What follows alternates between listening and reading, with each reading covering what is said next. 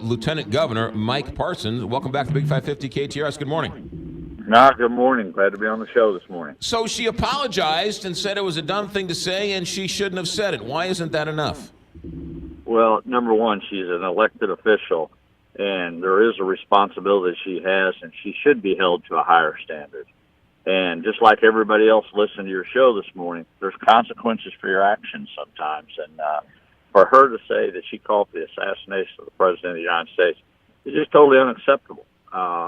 Those things don't occur, should not occur. And for her to remain her seat in the Missouri Senate, I can't imagine going in there and having somebody sit in one of those seats, only 34 people get to sit in, to call for the assassination of the President of the United States. It's just, to me, it's unforgivable, and her apology means nothing. It means nothing other than for herself. So you don't accept her apology? No, her apology's fine. I think apology's fine, but it doesn't take care of the problem of what the threat she made. You know, I was in law enforcement for 20-plus years, and I heard people time and time again say they wish they had done something. I didn't mean to do it. I shouldn't have done it. But the bottom line, they're held accountable. Everyday citizens out here are held accountable for the actions, and so should she. She should not be exempt because she's a state senator, and that's part of the problem with the political process sometimes, that politicians believe they're above the law. And I think what she did is wrong, and I don't think just because she come out with an apology when the heat's on, her apology has to be with herself. I don't know. I don't accept it. I don't think it's good enough for her to remain in the Senate.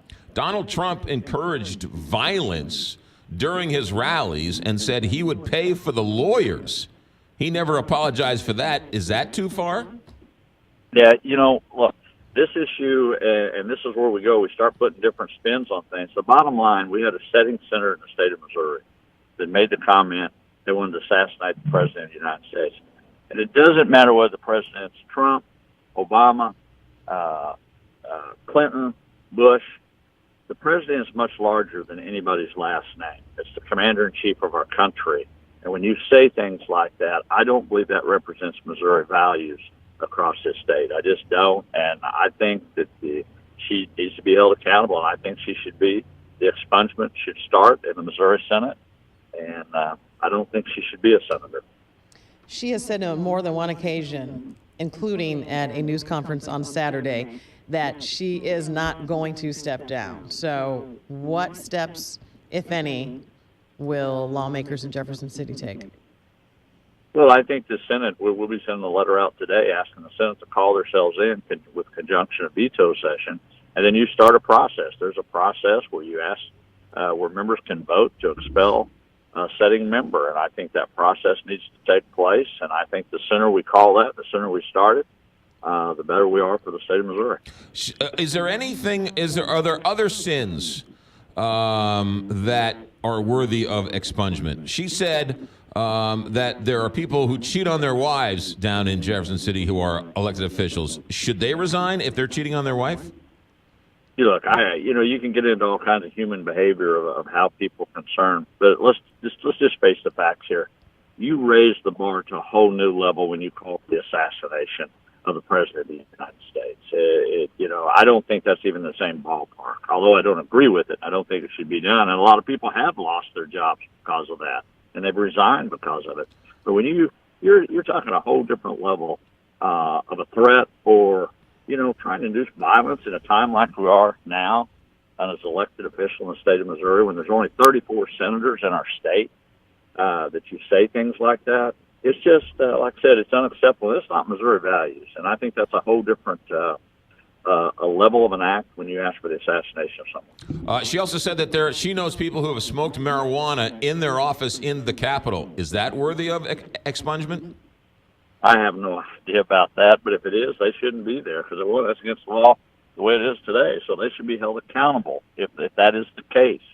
But the bottom line of it is, all those things are being said after the fact because she got in trouble, And I think the thing that I want to stay focused on is what she said, what she done, and she's held accountable for that. And I feel like that's my job in the position I am as the Lieutenant Governor and President of the Senate, and I think it's just well beyond the line of what she did. How does that work? How many people have to vote to expel her? Two-thirds of the senators would have to vote to expel her from the Senate. It's been done. The last time it was done was in 1945. There was a senator from the St. Louis region on a bribery charge that was brought up, and at the end of the day, he resigned, so the point became moot. But I believe that's why it's in the Constitution for things like this. And this is far, like I said, this is far beyond behavior of what we're trying to put other examples with it. You know, you just can't allow elected officials to start calling for the assassinations of people, and try to bring up violence, bring up hatred. We just don't need that. If she is expelled, could she run again? And if elected, would she then be able to serve? You know, I don't know. We've got some legal people looking over what the procedure is and how that would be. I don't know. I don't know the answer to that. All I know is what's in front of us today and what I think action we should take. Are you gonna wait until you're back in session, or are you thinking of a special session to impeach her? They have to call a special session. Oh, there has to be a special session called by the senators themselves. So basically that provision was put in the Constitution to basically clean your own house, and I think the senators should act upon that and be accountable for whether they're going to say yes, I accept that, or no, I don't. And you mentioned this letter. What's this letter going out today? I'm just going to basically be calling all the senators to ask them to call themselves in conjunction with veto session, because they'll already be there, and to start the process of expungement. Mike Parson, Lieutenant Governor. Sir, thank you for your time. Thank you. You got it.